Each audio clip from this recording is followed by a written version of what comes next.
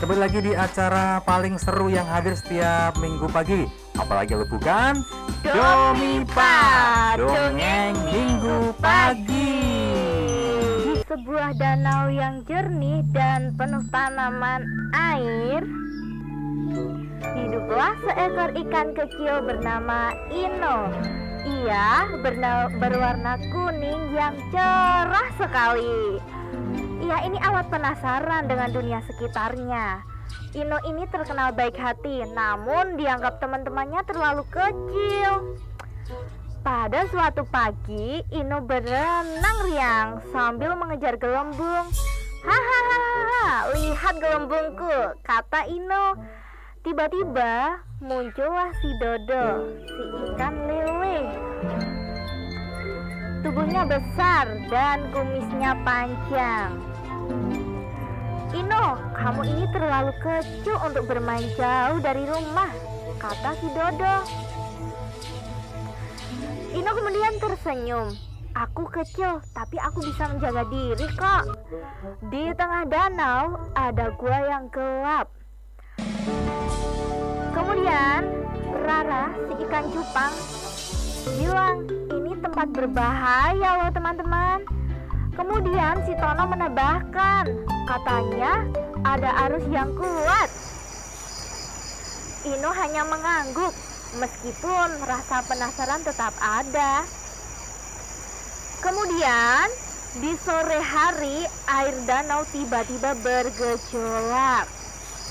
Nah, tiba-tiba saja ada suara, tolong, tolong aku. Semua ikan menoleh. Suara siapa itu? Ternyata itu suara Rara, si ikan cupang. Dodo, ikan lele, hanya bisa berkata, aku tidak bisa masuk, tubuhku terlalu besar. Semua ikan ketakutan. Tapi Ino langsung maju. Biar aku yang pergi. Aku ikan kecil yang bisa masuk ke dalam. Semua ikan menahan Ino. Namun apa yang terjadi adik-adik semuanya? Tubuh Ino bisa menolong Rara masuk ke dalam gua. Kemudian Ino berkata, ayo Rara, ke sini. Namun Rara berkata, aku tidak kuat Ino. Ayo kita lakukan bersama, ucap si Ino. Perlahan, duk, duk, duk, batu itu tergeser. Kemudian Rara berhasil keluar. Ino, kamu hebat sekali, seru Tona. Kemudian tambah Dodo lagi, si ikan lele. Kamu sangat pemberani. Kemudian semua ikan berpelukan. Ino hanya tersenyum malu.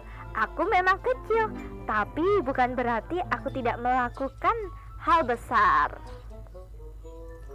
Iya, sudah Kak Jena? Sudah Kak Bekti. Oh iya, ayo adik-adik. Pesan apa yang bisa diambil dari cerita Kak Zina tadi? Apa tuh Kak Zina pesannya? Oke adik-adik semuanya, pesan moral yang bisa diambil dari cerita tadi ini, ukuran tubuh ini tidak menentukan kemampuan ya. Keberanian dan niat baik ini bisa menolong siapapun saja. Yang kecil jadi besar ini ya Kak Bekti. Jadinya jangan berkecil hati kalau mau menolong. Hebat sekali. Oke, kalau gitu nanti setelah Kak Jina cerita, Kak Bekti akan melanjutkan cerita yang kedua. Tapi ada lagu dulu nih Kak Jina yang harus kita dengar. Tetap di Domipa. Oke, siap. Nah adik-adik, ini cerita tentang kura-kura yang pandai bersyukur. Di suatu pagi, di sebuah sungai, hiduplah seekor kura-kura. Kura-kura ini suka sekali berolahraga. Nah pagi itu setelah dia bangun tidur, kemudian dia melihat cuaca yang cerah dan ingin berolahraga. Wah, cuacanya cerah sekali ya. Aku mau berolahraga. Kemudian si kura-kura mulai berolahraga. Dia suka olahraga lari pagi adik-adik. Dia berlari ke sana kemari, ke sana kemari. Tapi tidak begitu lama dia udah kecapean. Wah, capek sekali. Hah, gimana sih biar aku olahraga tapi nggak capek?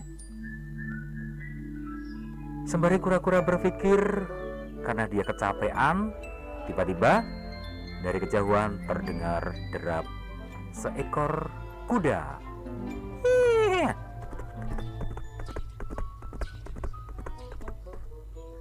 Wah, itu ada kuda. Aku harus menghentikannya. Pak kuda, berhenti! Kuda pun berhenti. Tapi karena kura-kuranya mendadak menghentikannya, si kuda sampai kaget. Woi, kura-kura, kenapa kamu tiba-tiba menghentikan aku? Aku kaget, untung kamu gak ketabrak, kura-kura. Maaf Pak Kuda. Pak Kuda, aku mau tanya. Mau tanya apa kamu, kura-kura? Pak Kuda, kenapa bisa lari dengan cepat? Sedangkan aku larinya tidak bisa kayak Pak Kuda, cuma pelan-pelan. Dengar ya kura-kura, ini sudah ditakdirkan oleh Tuhan. Ini sudah diberikan oleh Yang Maha Kuasa. Kita tidak bisa meminta lebih. Kita sudah punya jatah masing-masing. Tapi aku pengen lari kenceng kayak Pak Kuda. Ya udah ya kura-kura, kamu tidak akan bisa. Kamu harus menerima keadaanmu. Udah, aku pergi dulu. Sudah ya? Dadah. Kemudian sang kuda pun melanjutkan perjalanannya.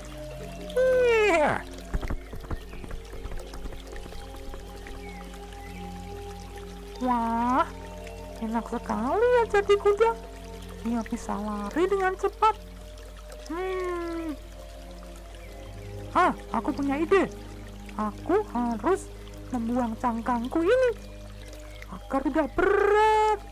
Ini berat banget cangkangnya. Kemudian si kura-kura pun melepaskan cangkangnya.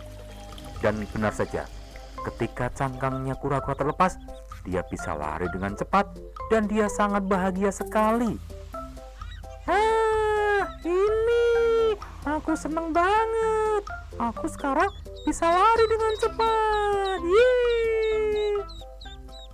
Saking senangnya si kura-kura berlari tanpa cangkang, tiba-tiba di belakangnya ada seekor harimau yang hendak makannya. Wah, itu ada kura-kura gak ada cangkangnya. Aku mau makan dia. Pelan-pelan si harimau mendekati si kura-kura. Awas kura-kura, aku mau makan kamu. Wah! Tiba-tiba si harimau menginjak ranting yang kering sehingga berbunyi ceklek. Dan kura-kura pun kaget menengok ke belakang. Wah, harimau lari!